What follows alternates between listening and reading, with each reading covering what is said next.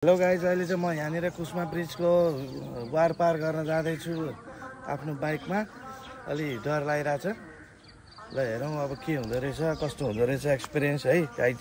ल स्टार्ट गरौँ, जाउँ।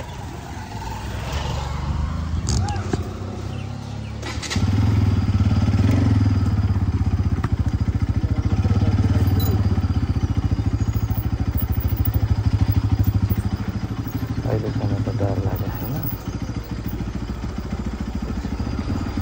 यो क्लच चाहिँ समात्नु हुँदैन होला। एक नम्बर गियरमा जानुपर्छ। अब चाहिँ डर लाग्न थाल्यो। हामी यस्तो हल्लिरह नि, यहीँबाट यस्तो हल्लिरह।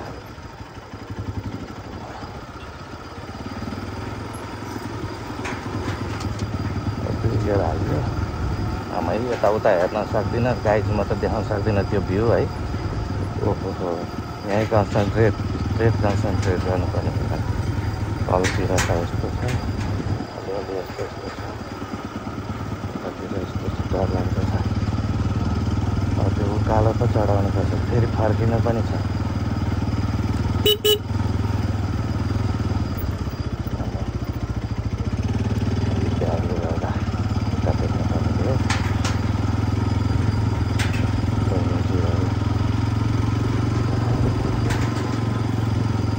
अघि हिँड्ने बेला जति डर लाग्थ्यो, अहिले त बाइक चलाउने बेला त्यति डरै लाग्यो।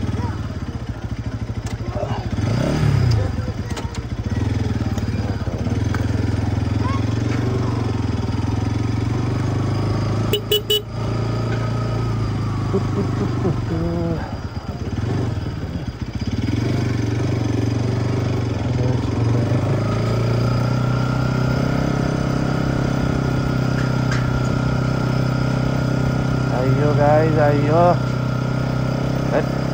यस्तो डर लाग्दो, खासै डर लागेन।